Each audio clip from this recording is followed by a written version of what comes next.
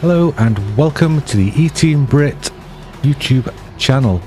Today we have Lee Duncan competing in the wheelspin Porsche Supercup.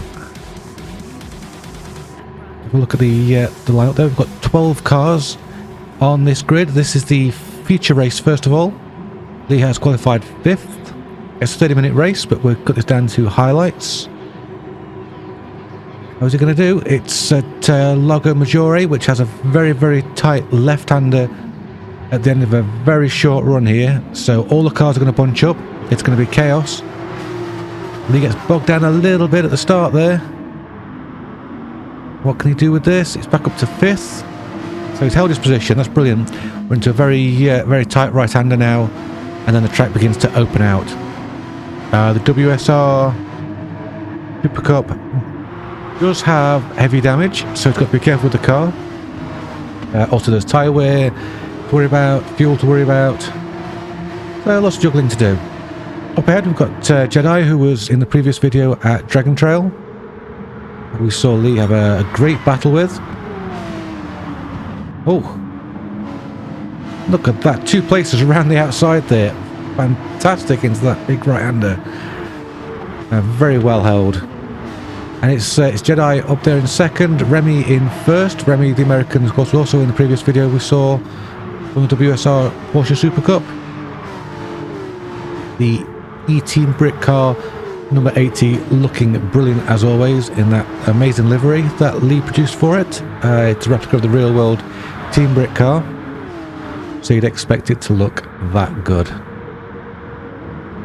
If it's your first time here, then check out the links in the description below to see how eTeam Brit are empowering physically disabled sim racers and helping them to compete as equals. But up ahead you can see Jedi going there for 1st place, Remy dropping into 2nd, and that battle has put Lee right on the back of these 2 cars. Sometimes it's all about being patient and reading what's about to happen up ahead. Really long lap here. Oh, look at that. Lee sweeps straight past Remy in 2nd. Brilliant run. So can he get the slipstream down here on the long main straight as we come to complete the 1st lap? Go on, Lee. Very heavy braking zone at the end here, so it's a great place to make a pass if you can get to the inside. Oh, Jedi there just leaves the car's width, but Lee's just a little bit too far back. You can see by the body language here, Lee is all over Jedi. He's really got the grip underneath him at this time. How's he going to do against his French rival?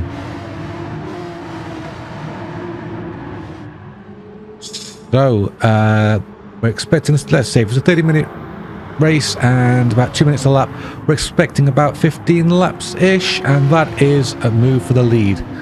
Down at that big right-hander. We've also got somebody off at the back. That's not going to be a big issue for Lee, because really he's scampering away.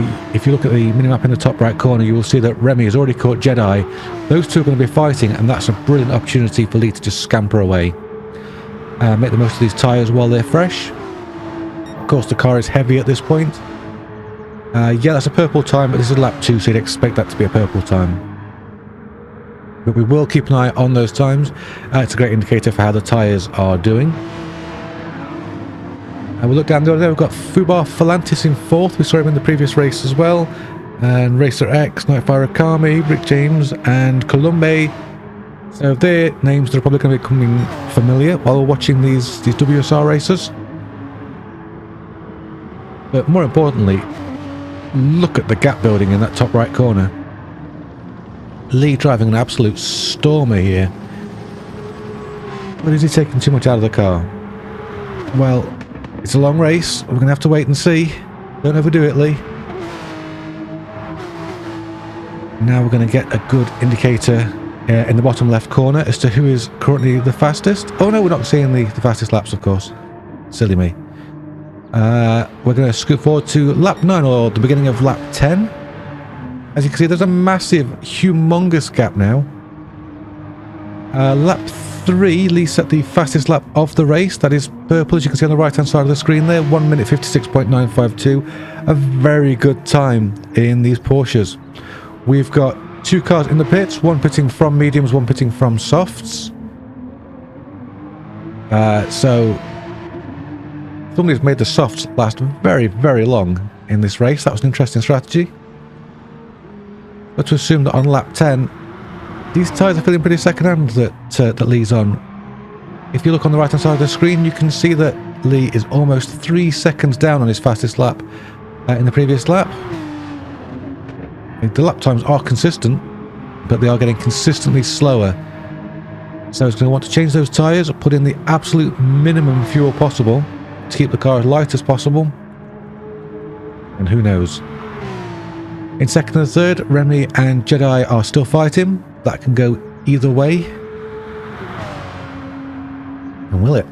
We'll see. The top 10 will be reversed for the sprint race, which is the second race. But at the moment, Lee is going to be starting 10th in that race, but you know, big points from this race if he can win it. He's certainly looking good at the moment. We've got all 12 cars at this point in the race. 1.909. So yeah, it's probably going to be another 3 seconds down on this lap. So the tyres are definitely, they're definitely giving up. He's doing a great job of keeping the speed up, keeping the car pointing in the right direction. And if you want to know how to get involved with eTeam Brit, check out the description below. For now, it looks like Lee is peeling off into the pits. Get ready, team. Here we go. First gear, new tyres. Any fuel? No, no fuel. He's just going for it. 35 litres of fuel. Should be alright for the remainder of the race, but Remy has jumped him. Oh, is that an undercut? It certainly looks like an undercut to me. So Lee's going to have to stay with him. Use those tyres. He doesn't want to use the tyres straight away, but he's got to use them. Colombe is behind in third. Jedi's fallen to fourth during the pit stops. Not quite sure what happened to him. For now... Wow, sorry, I was just listening to the sound of Remy's tyres there. He really threw it into that corner. Colombe behind also went out wide, which is going to give Lee a little bit of breathing space to look ahead instead of having to look in his mirrors. Really soon we're going to be heading down to Big Banky Boy, which is a great place to get a pass done. Here we go. Down the hill into that heavy braking zone. You need to get the car lined up, get it onto the inside and brake just a little bit later than your opponent. Here he goes, moves to the right. Couldn't quite get that braking pulled off. Hasn't got the confidence underneath him yet with these fresh tyres. Remy clearly doing a very good job up ahead. Behind him, Colombe getting dropped, so that's great news for Lee.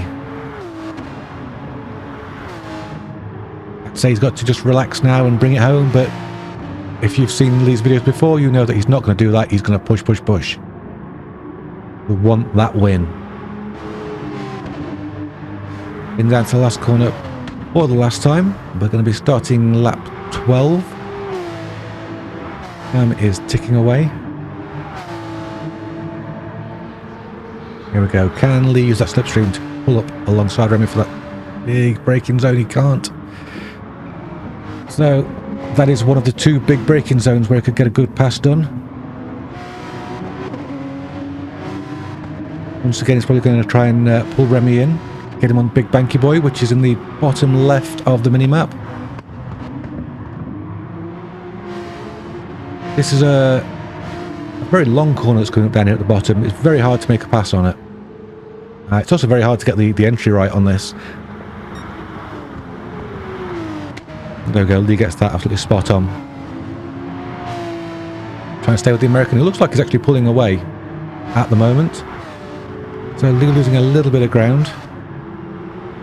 With this set of tyres not quite filling him with the confidence he had before. Or maybe Remy has started on mediums and gone to softs, and now, you know, he's got that little bit of extra grip. The grip does make a whole lot of difference. Oh, Colombe out wide there. Oh, and in the barrier. That could be Colombe gone, I think. Look on the mini-map. He's spinning along. I think that's actually a lag issue. because he's all over the place. We even heard him hit the barrier there, and yeah, he's gone. So that was Colombe having a disconnect. He's going to DNF. That means there's nothing but clear air behind Lee. He can just focus on the task at hand.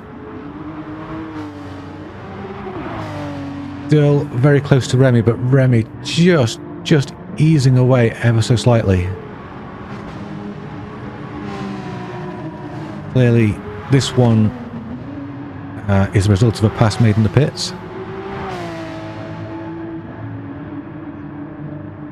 So this is it. This is another chance for Lee to get into the slipstream. Doesn't make it work. That's unlucky. Lap 16 we went to. We've got the final lap marker now, so this is going to be the half an hour up. Lee all on his own here. 4th, 5th, 6th and 7th have all finished the race. So there's only 1st, 2nd and 3rd who are still racing on the lead lap. 3rd is definitely closer to Lee than he is to 1st. So I think the top 3 drivers here just bringing the cars home.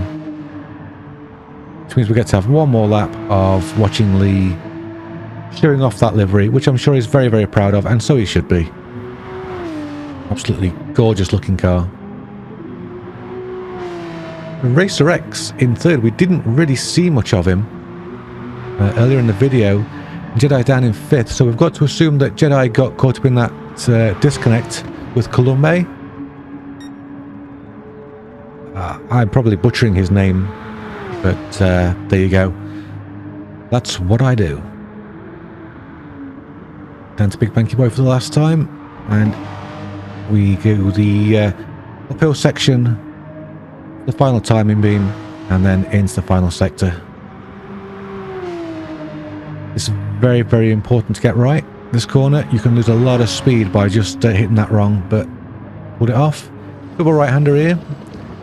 Sets you up for a very hefty acceleration zone after you come through this part here. On the throttle now. There we go. That looked very, very clean. Very nice. So take the checkered flag. That is 2nd place. That is very, very respectable.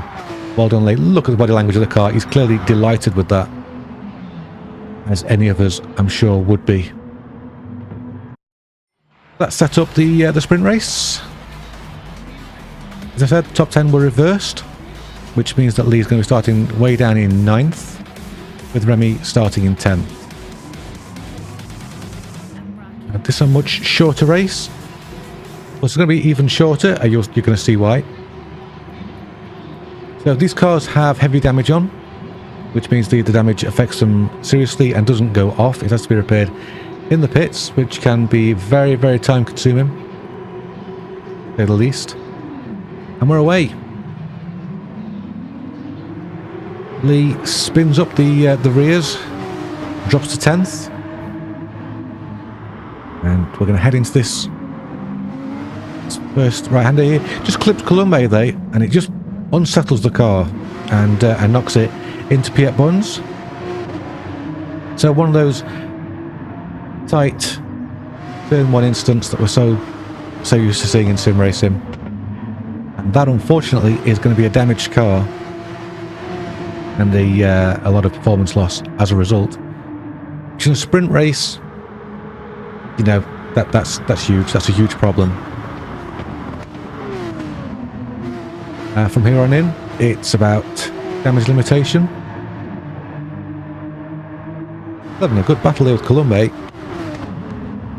Can he make it stick around the outside? Just doesn't have the front end grip. When the front end takes a hit like that, it can really mess up your front aero. Unlucky. Very unlucky. You can already see him losing time. Will he pit? Well, on a sprint race, there's not much point. Up to lap 6. He's still down in 12th. Still struggling with that damage. Up ahead, Matt Burtonson, who was running up at the front, has had an absolutely catastrophic accident. You can see his car going very, very slowly. That is not looking good. It's going to be a pass at least. The stricken eTeam Brit car. Burtonson heading for the pits there, opting to try and repair that damage. Could be quite a lengthy job. Very unlucky.